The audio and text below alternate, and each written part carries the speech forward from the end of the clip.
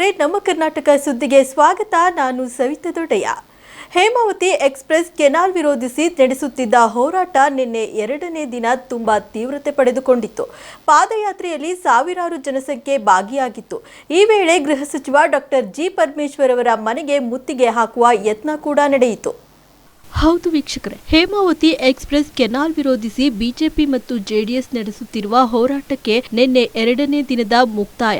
ಎರಡನೇ ದಿನದ ಪಾದಯಾತ್ರೆಯು ನಿನ್ನೆ ಮಲ್ಲಸಂದ್ರದಿಂದ ಆರಂಭವಾಯಿತು. ಇದೇ ಸಂದರ್ಭದಲ್ಲಿ ಹೆಗ್ಗೆರೆಯಲ್ಲಿರುವ ಗೃಹ ಸಚಿವ ಡಾಕ್ಟರ್ ಜಿ ಪರಮೇಶ್ವರ್ ಅವರ ಮನೆಗೆ ಮುತ್ತಿಗೆ ಹಾಕುವ ಯತ್ನ ಕೂಡ ನಡೆಯಿತು.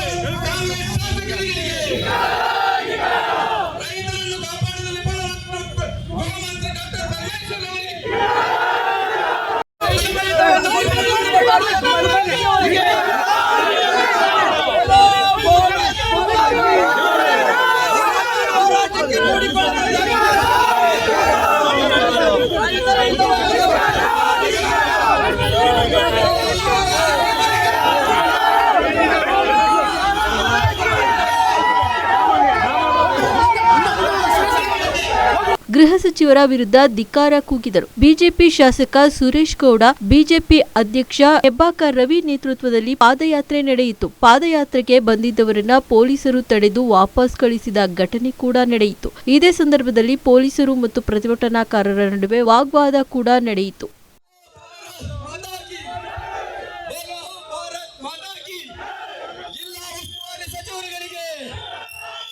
ಇಂದಿನಿಂದ ಚಳಿಗಾಲದ ಅಧಿವೇಶನ ಆರಂಭವಾಗಿದ್ದು, ಹಲವು ವಿಷಯಗಳು, ವಿವಿಧ ಮಸೂದೆಗಳು ಚರ್ಚೆಗೆ ಬರುತ್ತವೆ. ಜನರ ಸಮಸ್ಯೆಗಳ ಬಗ್ಗೆ ಚರ್ಚೆಯಾಗಬೇಕು. ಶಾಸಕರು ಸದನದ ಕಲಾಪಕ್ಕೆ ಅಡ್ಡಿಯಾಗಬಾರದು, ಪ್ರತಿಭಟನೆ ಮಾಡಬಾರದು, ಪ್ರತಿಪಕ್ಷಗಳು ಸಹಕರಿಸಬೇಕು ಎಂದು ಆರೋಗ್ಯ ಸಚಿವ ದಿನೇಶ್ ಗುಂಡೂರಾವ್ ಮನವಿ ಮಾಡಿಕೊಂಡಿದ್ದಾರೆ. ಬೆಳಗಾವಿ ಸುವರ್ಣಸೌಧದಲ್ಲಿ ರಾಜ್ಯ ಮಂಡಲ ಚಳಿಗಾಲದ ಅಧಿವೇಶನ ಆರಂಭವಾಗಿದ್ದು, ಅಗಲಿದ ಗಣ್ಯರಿಗೆ ಉಭಯ ಸದನದಲ್ಲಿ ಸಂತಾಪ ಸೂಚಿಸಲಾಯಿತು. ವಿಧಾನ ಪರಿಷತ್ನಲ್ಲಿ ಕಲಾಪ ಆರಂಭವಾಗಿದೆ. ವಿಧಾನಸಭೆಯಲ್ಲಿ ವಂದೇ ಮಾತರಂ ಮೂಲಕ ಅಧಿವೇಶನಕ್ಕೆ ಚಾಲನೆ ನೀಡಲಾಯಿತು. ಅಗಲಿದ ಗಣ್ಯರಿಗೆ ಉಭಯ ಸದನದಲ್ಲಿ ಸಂತಾಪ ಸೂಚಿಸಲಾಯಿತು. ಉಪಚುನಾವಣೆಯಲ್ಲಿ ಗೆಲುವು ಸಾಧಿಸಿದ ನೂತನ 3 ಶಾಸಕರು ಪ್ರಮಾಣ ವಚನ ಸ್ವೀಕಾರ ಮಾಡಿದರು. ಚನ್ನಪಟ್ಟಣ ಶಾಸಕರಾಗಿ ಸಿಪಿ ಯೋಗೇಶ್ವರ್, ಸಂಡೂರು ಕ್ಷೇತ್ರದ ಶಾಸಕರಾಗಿ ಅನ್ನಪೂರ್ಣ ತುಕಾರಾಮ್, ಶಿಗ್ಗಾವಿ ಕ್ಷೇತ್ರದ ಶಾಸಕರಾಗಿ ಯಾಸಿರ್ ಪಠಾಣ್ ಪ್ರಮಾಣ ವಚನ ಸ್ವೀಕರಿಸಿದರು. ಸ್ಪೀಕರ್ ಯುಟಿ ಖಾದರ್ ಪ್ರತಿಜ್ಞಾ ವಿಧಿ ಬೋಧಿಸಿದರು. I think there are many issues that will be discussed. Some of the bills that we have to get passed that will surely come up for discussion. And of course, we want that issues of the people and issues of the state should be discussed, and especially issues of North Karnataka that should be discussed, because ready for attacking you are, especially in Ballari cases, sir. We have to have a good discussion. There's no doubt about it. We have to discuss it. We have to see that what is the situation, what went wrong, how to correct it, and who is responsible. Everything needs to be discussed, and we will discuss it in the floor of the house. Process going on in North Karnataka side. What are the development issues in discussion, especially in North Karnataka? See, that is now let the opposition people also decide what they want to discuss, whether it is irrigation matter or any other issue about farmers, about agriculture, about all this. There are many issues. I think let us see what they will want to discuss and what they want to focus on. Let's hope that it is on good issues, so that we have come all the way here. So we should not be unnecessarily, going on, protest and going to the well of the house, not allowing for discussion. That should not happen. We should all discuss the issues. That is what I think I request opposition to do also, cooperate. Government also will cooperate. Ballari ಜಿಲ್ಲಾಸ್ಪತ್ರೆಯಲ್ಲಿ ಬಾಣಂತಿಯರ ಸರಣಿ ಸಾವು ಕುರಿತು ಸರ್ಕಾರದ ವಿರುದ್ಧ ವಿಧಾನ ಪರಿಷತ್ ಸದಸ್ಯ city Ravi ಆಕ್ರೋಶ ಹೊರಹಾಕಿದ್ದಾರೆ. ಈ ಕುರಿತು ಮಾತನಾಡಿದ ಸಿಟಿ ರವಿ, ಅಧಿವೇಶನದಲ್ಲಿ ಸರ್ಕಾರದ ವಿರುದ್ಧ ಹೋರಾಟಕ್ಕೆ ಬಿಜೆಪಿ ಸಿದ್ಧತೆ ಮಾಡಿಕೊಂಡಿದೆ. ಬಾಣಂತಿಯರ ಹಸುಗೂಸಿನ ಸಾವಿನ ಬಗ್ಗೆ ಸರ್ಕಾರಕ್ಕೆ ಕಾಳಜಿ ಇಲ್ಲ. ಬಾಣಂತಿಯರ ಸಾವು ಸರ್ಕಾರದ ಪ್ರಾಯೋಜಿತ ಕೊಲೆ ಎಂದು ಕಿಡಿಕಾರಿದರು. ರಾಜ್ಯದಲ್ಲಿ ಭ್ರಷ್ಟಾಚಾರ ತಾಂಡವವಾಡುತ್ತಿದೆ. ಸರ್ಕಾರಿ ನೌಕರರಿಗೆ ಸಂಬಳ ಕೊಡಲು ಹಣ ಇಲ್ಲದೆ ಪರದಾಟ ನಡೆಸುತ್ತಿದ್ದಾರೆ. ವಕ್ಫ್ ಕಾನೂನು ಸಂವಿಧಾನಕ್ಕೆ ವಿರುದ್ಧವಾಗಿದೆ. ಆದರೆ ರಾಜ್ಯ ಸರ್ಕಾರ ರೈತರಿಗೆ ಸ್ಪಂದಿಸುತ್ತಿಲ್ಲ ಎಂದು ವಾಗ್ದಾಳಿ ನಡೆಸಿದರು. ಶಿರಾ ತಾಲೂಕಿನ ಗೌಡಗೆರೆ ಗ್ರಾಮ ಪಂಚಾಯಿತಿ ನೂತನ ಉಪಾಧ್ಯಕ್ಷರಾಗಿ ಮಂಜುಳಾ ದೊಡ್ಡಯ್ಯ ಅವಿರೋಧವಾಗಿ ಆಯ್ಕೆಯಾಗಿದ್ದಾರೆ. ಶಿರಾ ತಾಲೂಕಿನ ಗೌಡಗೆರೆ ಗ್ರಾಮ ಪಂಚಾಯಿತಿ ನೂತನ ಉಪಾಧ್ಯಕ್ಷರಾಗಿ ಮಂಜುಳಾ ದೊಡ್ಡಯ್ಯ ಅವಿರೋಧವಾಗಿ ಆಯ್ಕೆಯಾದರು. ಈ ಸಂದರ್ಭದಲ್ಲಿ ಗ್ರಾಮ ಪಂಚಾಯಿತಿ ಅಧ್ಯಕ್ಷ ಎನ್ ರಾಘವೇಂದ್ರ, ಮಾಜಿ ಅಧ್ಯಕ್ಷರಾದ ಕೆ ಶಾಂತರಾಜು, ಆರ್ ಮಮತಾ, ಸುಮಲತಾ, ಸದಸ್ಯರಾದ ಎನ್ ಮಂಜುಳಾ ಗೌಡಪ್ಪ, ಸಿ ಈಶ್ವರ್, ಕರಿಯಣ್ಣ, ಗುಂಡಣ್ಣ, ತಹಶೀಲ್ದಾರ್ ಸಚ್ಚಿದಾನಂದ ಎಚ್ನೂರ ಉಪಸ್ಥಿತರಿದ್ದರು.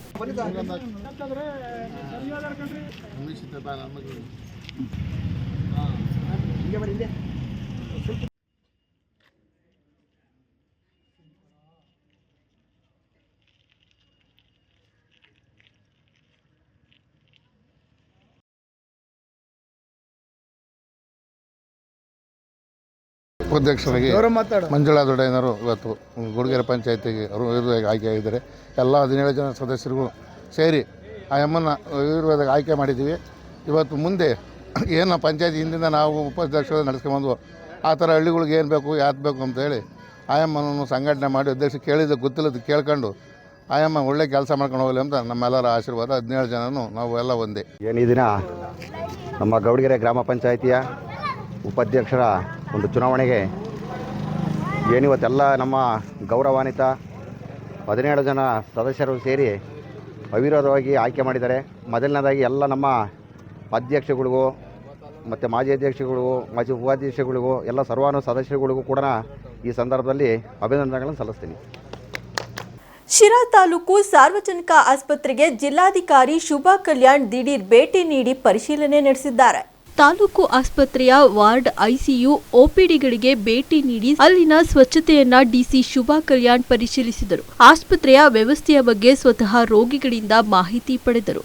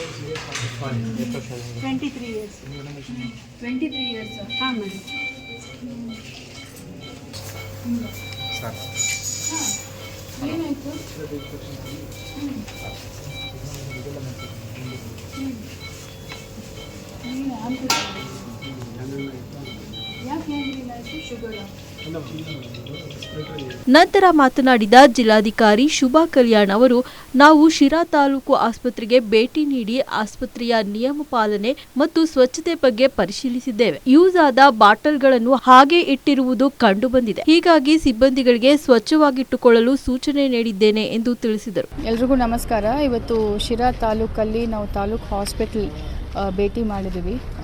ಸ್ವಲ್ಪ ಬೇಸಿಕ್ ಸ್ವಚ್ಛತೆ ಬಗ್ಗೆ ಮತ್ತು ಏನು ಪ್ರೋಟೋಕಾಲ್ ಇದೆ ಅದನ್ನು ಮಾಡ್ತಿದ್ದಾರೆ ಅಂತ ನೋಡಲಿಕ್ಕೆ ನಾವು ಬಂದಿದ್ದೀವಿ. ಈಗ ಈ ಡೇ ಕೇರ್ ಡಿಪಾರ್ಟ್ಮೆಂಟಲ್ಲಿ ನಾವು ನೋಡಿದ್ದೀವಿ, ಯೂಸ್ಡ್ ನೀಡಲ್ಸನ್ನು ಹಾಗೆ ಇಟ್ಕೊಂಡಿದ್ದಾರೆ ಇನ್ಸೈಡ್ ದ ಬಾಟಲ್ಸ್. ಸೊ ಅದನ್ನು ನಾವು ಇನ್ಸ್ಟ್ರಕ್ಟ್ ಮಾಡಿದ್ದೀವಿ, ಯೂಸ್ಡ್ ನೀಡಲ್ಸನ್ನು ಇಮಿಡಿಯೇಟ್ಲಿ ಡಿಸ್ಪೋಸ್ ಮಾಡಬೇಕು. ಇಲ್ಲ ಅಂತ ಹೇಳಿದ್ರೆ ಅಲ್ಲಿಂದ ಏನಾದರೂ ಕಾಯಿಲೆಗಳು ಬೇರೆಯವರಿಗೆಲ್ಲ ಹರಡುತ್ತೆ ಅಂತ ಹೇಳಿ ಈಗ AMO ಅವರು, THO ಅವರು ಎಲ್ಲರಿಗೂ ನಾವು ಇನ್ಸ್ಟ್ರಕ್ಷನ್ಸ್ ಕೊಟ್ಟಿದ್ದೀವಿ. ಸೊ ಇದು ಇಲ್ಲಿ ಮಾತ್ರ ಅಲ್ಲ, ಎಲ್ಲ ಸೆಂಟರ್ಸಲ್ಲಿ PHC ಸಬ್ ಸೆಂಟರ್ಸು, ಡಿಸ್ಟ್ರಿಕ್ಟ್ ಹಾಸ್ಪಿಟಲ್, ತಾಲೂಕು ಹಾಸ್ಪಿಟ್ಲಲ್ಲಿ ಕೂಡ ಈ ಡಿಸ್ಪೋಸಬಲ್ ನೀಡಲ್ಸು ಒಂದ್ಸರಿ ಒಬ್ಬರು ಪೇಷಂಟ್ಗೆ ಯೂಸ್ ಮಾಡಿದರೆ ತಕ್ಷಣ ಅದನ್ನು ಏನು ಪ್ರೋಟೋಕಾಲ್ ಇದೆ ಅದು ಪ್ರಕಾರ ಅದನ್ನು ಡಿಸ್ಪೋಸ್ ಮಾಡಬೇಕು ಅಂತ ನಾವು ಹೇಳಿದ್ದೀವಿ. ಮತ್ತು ಇಲ್ಲಿ ಈ ಶಿರಾ ತಾಲೂಕಲ್ಲಿ ಸ್ಪೆಷಲಾಗಿ ಸ್ಪೆಷಾಲಿಟಿ ಡಾಕ್ಟರ್ಸ್ ಸುಮಾರು ಜನನು ನಾವು ನೋಡಿದ್ದೀವಿ. ಈಗ ಸ್ಕಿನ್ ಸ್ಪೆಷಲಿಸ್ಟ್ ಇದ್ದರು, ಮತ್ತು ಪೀಡಿಯಾಟ್ರಿಷಿಯನ್ ಇದ್ದರು, ಆಮೇಲೆ ಆರ್ಥೋಪಿಡಿಷಿಯನ್ ಇದ್ದರು, ಮತ್ತು ಎಕ್ಸ್ರೇ ಮೆಷಿನ್ಸ್ ಸರಿಯಾಗಿ ಕೆಲಸ ಆಗ್ತಾಯಿದೆ. ಸೊ ಹಾಗಾಗಿ ಆ ಯೂನಿಟ್ ಸರಿಯಾಗಿ ಕೆಲಸ ಆಗ್ತಾಯಿದೆ. ಮತ್ತು ಈ ಡಯಾಲಿಸಿಸ್ ಸೆಂಟರ್ ಕೂಡ ನಾವು ನೋಡಿದ್ದೀವಿ, ಒಂದು 4 ಜನ ಅಲ್ಲಿ ಡಯಾಲಿಸಿಸ್ ಈಗ ಮಾಡ್ತಿದ್ದಾರೆ. ಚಿತ್ರದುರ್ಗ ಜಿಲ್ಲೆಯಿಂದ ಕೂಡ ಒಬ್ಬ ಅಮ್ಮ ಬಂದು ಮಾಡ್ತಿದ್ದಾರೆ. ಅಲ್ಲಿ ಕೂಡ AC ಯೂನಿಟ್ಸು ಬಂದಿದೆ, ಬಟ್ ಇನ್ಸ್ಟಾಲ್ ಮಾಡಿಲ್ಲ. ಅದು AMOಗೆ ಮತ್ತು THOಗೆ ನಾನು ಇನ್ಸ್ಟ್ರಕ್ಷನ್ಸ್ ಕೊಟ್ಟಿದ್ದೀನಿ, ಇವತ್ತೇ ಅದನ್ನು ಇನ್ಸ್ಟಾಲೇಷನ್ ಮಾಡಿ ಅಂತ.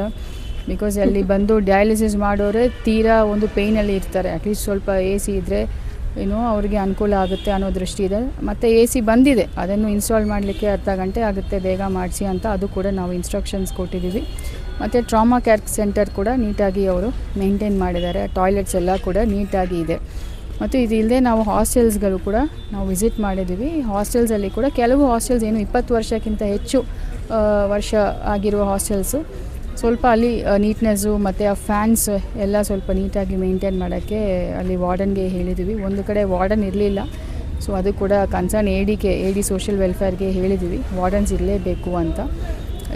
ಸೊ ಇದು ನಮ್ಮ ಶಿರಾ ತಾಲೂಕಲ್ಲಿ ಇವತ್ತು ನಾವು ವಿಸಿಟ್ ಮಾಡಿರೋದು. ಈ ಸಂದರ್ಭದಲ್ಲಿ ನಗರಸಭೆ ಅಧ್ಯಕ್ಷ ಜಿಶಾನ್ ಮೊಹಮ್ಮದ್, ನಗರಸಭೆ ಆಯುಕ್ತ ರುದ್ರೇಶ್, ತಹಶೀಲ್ದಾರ್ ಸಚ್ಚಿದಾನಂದ ಈಚನೂರ, ತಾಲೂಕು ಪಂಚಾಯಿತಿ ಕಾರ್ಯನಿರ್ವಾಹಕ ಹರೀಶ್ ಸೇರಿದಂತೆ ಹಲವು ಅಧಿಕಾರಿಗಳು ಉಪಸ್ಥಿತರಿದ್ದರು.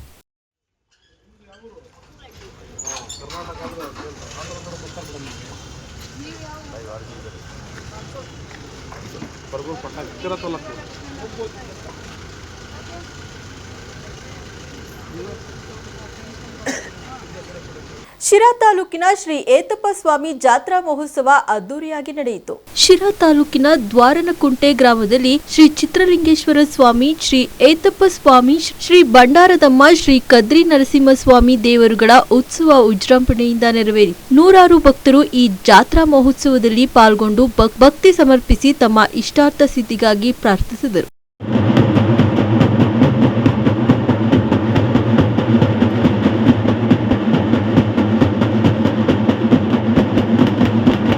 ಈ ಸಂದರ್ಭದಲ್ಲಿ ಸುತ್ತಮುತ್ತಲಿನ ಗ್ರಾಮಸ್ಥರು, ಹಿರಿಯರು, ಯುವಕರು ಹಾಗೂ ಪ್ರಮುಖರು ಉಪಸ್ಥಿತರಿದ್ದರು.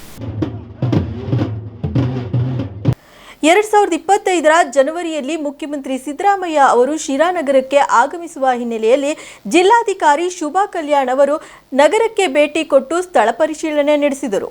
ಶಿರಾ ನಗರ ಮತ್ತು ಗ್ರಾಮೀಣ ಪ್ರದೇಶದಲ್ಲಿ ಸುಮಾರು 20,000 ನಿವೇಶನಗಳನ್ನು ಅರ್ಹ ಬಡ ಫಲಾನುಭವಿಗಳಿಗೆ ಹಂಚಿಕೆ ಮಾಡಲು ಶಾಸಕ ಟಿ.ಬಿ. ಜಯಚಂದ್ರ ಅವರು ಸೂಚಿಸಿದ್ದು, ಮುಂದಿನ ವರ್ಷ 2025 ಜನವರಿಯಲ್ಲಿ ಮುಖ್ಯಮಂತ್ರಿ ಸಿದ್ದರಾಮಯ್ಯ ಅವರು ಈ ಫಲಾನುಭವಿಗಳಿಗೆ ಹಕ್ಕುಪತ್ರ ಹಂಚಿಕೆ ಮಾಡಲು ಶಿರಾ ತಾಲೂಕಿಗೆ ಆಗಮಿಸುತ್ತಿದ್ದು, ಈ ನಿಟ್ಟಿನಲ್ಲಿ ಭಾನುವಾರ ನಿವೇಶನಕ್ಕೆ ಮೀಸಲಿಟ್ಟಿರುವ ಜಾಗವನ್ನು ಜಿಲ್ಲಾಧಿಕಾರಿ ಶುಭಾ ಕಲ್ಯಾಣ್ ಅವರು ಪರಿಶೀಲನೆ ಮಾಡಿದರು.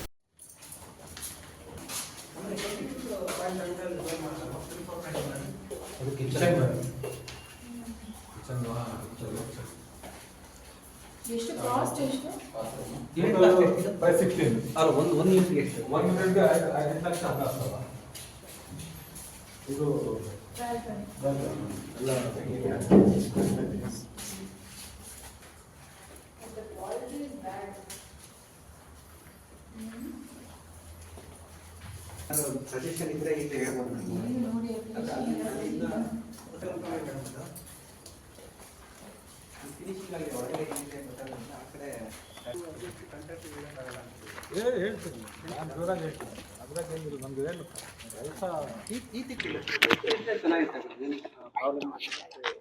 ಕಡಿಮೆ ಇದೆ, ಲೋಡು ರೂಟ್ ಲೋಡ್ ಎಲ್ಲ ಜಾಸ್ತಿ ಇರುತ್ತೆ.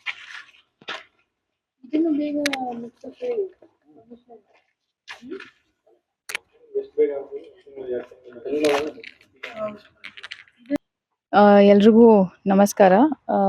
ಮಾನ್ಯ ಶಿರಾ ಶಾಸಕರು ಶ್ರೀ ಜಯಚಂದ್ರ ಸರ್ ಅವರು ಕಳೆದ ವಾರ ಒಂದು ಸಭೆ ಮಾಡಿದ್ದಾರೆ.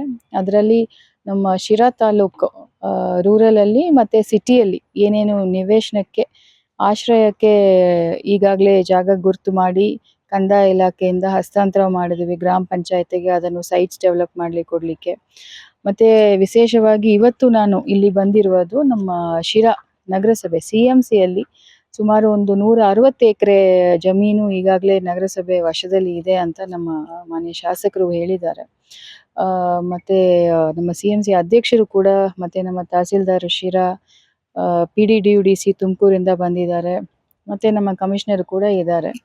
ಸೊ ಇದು ವಿಶೇಷವಾಗಿ ಈ ಒಂದು ತಿಂಗಳ ಒಳಗಾಗಿ ಏನೇನು ಜಾಗ ನಮಗೆ ಹಸ್ತಾಂತರ ಆಗಿದೆ ಅದನ್ನು ಫಸ್ಟು ಬೌಂಡ್ರಿ ಫಿಕ್ಸ್ ಮಾಡಿ, ಅದರಲ್ಲಿ ಏನು ಬೇಸಿಕ್ ಡೆವಲಪ್ಮೆಂಟ್ ವರ್ಕ್ಸ್, ಸಮತಟ್ಟು ಮಾಡುವುದು, ಬೌಂಡ್ರಿ ಫಿಕ್ಸ್ ಮಾಡುವುದು, ಪ್ಲಾಟ್ಸ್, ಬೇಸಿಕ್ ಡೆವಲಪ್ಮೆಂಟ್ ವರ್ಕ್ಸ್. ಆ ಡೆವಲಪ್ಮೆಂಟ್ ವರ್ಕ್ಸ್ಗೆ ಈಗಾಗಲೇ ಫಂಡ್ ಕೂಡ ಇದೆ CMC ಹತ್ರ. ಸೊ ಅದನ್ನು ಮಾಡಿ ಅರ್ಹ ಫಲಾನುಭವಿಗಳು ಯಾರಿದ್ದಾರೆ ಅವರಿಗೆ ಆಯ್ಕೆ ಮಾಡಿ RGHCLಗೆ ಕಳಿಸೋದು ಅಂತ ನಾವು ಮಾನ್ಯ ಶಾಸಕರು ಒಂದು ಡೈರೆಕ್ಷನ್ಸ್ ಕೊಟ್ಟಿದ್ದಾರೆ. ಅದು ಪ್ರಕಾರ ನಾವೆಲ್ಲ ಒಂದು ತಂಡವಾಗಿ ಕೆಲಸ ಮಾಡ್ತಾ ಇದ್ವಿ. ಇದರಲ್ಲಿ ಈಗ ಅವರು ವಿಶೇಷವಾಗಿ ಹೇಳಿರೋದು ಏನಂತ ಹೇಳಿದ್ರೆ 1 ತಿಂಗಳ ಒಳಗಾಗಿ ಒಂದು ತ್ವರಿತಗತಿಯಲ್ಲಿ ಮಾಡಿ ಅಂತ ಹೇಳಿದ್ದಾರೆ. ಸೊ ಅದಕ್ಕೆ ನಾವು ಎಲ್ಲಿ ನಮಗೆ ಬಾಟಲ್ ನೆಕ್ಸ್ ಬರುತ್ತೆ, ಎಲ್ಲಿ ಇಶ್ಯೂಸ್ ಬರಬಹುದು ಅಂತ ನೋಡ್ಕೊಂಡು ನಾವು ಮಾಡ್ತಾ ಇದ್ವಿ. ಸೊ ಇವತ್ತು ನಾವು ಈಗಾಗಲೇ ಇಂಡಸ್ಟ್ರಿಯಲ್ ಏರಿಯಾ ಹತ್ರ ಒಂದು 2-3 ಸರ್ವೆ ನಂಬರ್ಸ್ ಅಲ್ಲಿ ನಮಗೆ ಒಂದೇ ಜಾಗದಲ್ಲಿ ಒಂದು 90 ಎಕರೆ ಸಿಗುತ್ತೆ. ಸುಮಾರು ಒಂದು 1800 to 2000 ಸೈಟ್ಸ್ ಅಲ್ಲಿ ಮಾಡಬಹುದು. ಸೊ ಅಲ್ಲಿ ನೋಡಿಕೊಂಡು ಮತ್ತೆ ಇಲ್ಲಿ ಕೂಡ ಸ್ಲಮ್ ಬೋರ್ಡ್ ಇಂದ ಕನ್ಸ್ಟ್ರಕ್ಷನ್ ಸ್ವಲ್ಪ ಸ್ಲೋ ಆಗಿ ಆಗ್ತಾ ಇದೆ. ಸೊ ಇದು ಕೂಡ ಇನ್ನೂ ಒಂದು 1 ತಿಂಗಳು 3 ತಿಂಗಳ ಒಳಗಾಗಿ ಕೊಡಬಹುದಾ ಅಂತ ಒಂದು ಚೆಕ್ ಮಾಡಲಿಕ್ಕೆ ನಾವು ಬಂದಿದ್ದೀವಿ. ಇದೆಲ್ಲ ಸುಮಾರು ವರ್ಷಗಳಿಂದ ನಡೀತಾನೆ ಬರ್ತಾ ಇದೆ ಈ ಒಂದು ಕೆಲಸಗಳು. ಈಗ ಒಂದು ಅಂತಿಮಗೊಳಿಸಕ್ಕಾಗುತ್ತಾ ಅಂತ ನಾವೆಲ್ಲರೂ ಆಫೀಸರ್ಸ್ ಸ್ವಲ್ಪ ಪ್ರಯತ್ನ ಮಾಡ್ತಾ ಇದ್ವಿ under the leadership of honourable MLA and also the ಅಧ್ಯಕ್ಷ ಆಫ್ ದಿ CMC. ಸೊ ಎಲ್ಲರೂ ಸಹಕಾರದಿಂದ ಈ ಒಂದು ಕೆಲಸ ಮಾಡ್ತಾ ಇದ್ವಿ.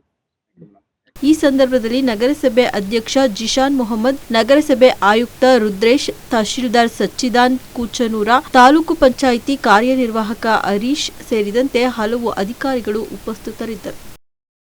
ಕಚ್ಚಾ ಬಾಂಬ್ ಸ್ಫೋಟಗೊಂಡ ಪರಿಣಾಮ 3 ಸಾವನ್ನಪ್ಪಿರುವ ಘಟನೆ ಪಶ್ಚಿಮ ಬಂಗಾಳದ ಮುರ್ಷಿದಾಬಾದ್ನಲ್ಲಿ ಇಂದು ಬೆಳಗ್ಗೆ ನಡೆದಿದೆ. ಘಟನಾ ಸ್ಥಳಕ್ಕೆ ಪೊಲೀಸರು ಧಾವಿಸಿದ್ದು ಘಟನಾ ಕುರಿತು ತನಿಖೆ ಆರಂಭಿಸಿದ್ದಾರೆ. ಕಚ್ಚಾ ಬಾಂಬ್ಗಳ ಸ್ಫೋಟಗಳಿಂದಲೇ ಸಾವು ಸಂಭವಿಸಿದೆ ಎಂದು ಪ್ರಾಥಮಿಕ ವರದಿಗಳಿಂದ ತಿಳಿದು ಬಂದಿದೆ. ಈ ಸ್ಫೋಟದ ಕುರಿತು ಪೊಲೀಸರು ತನಿಖೆ ನಡೆಸುತ್ತಿದ್ದಾರೆ.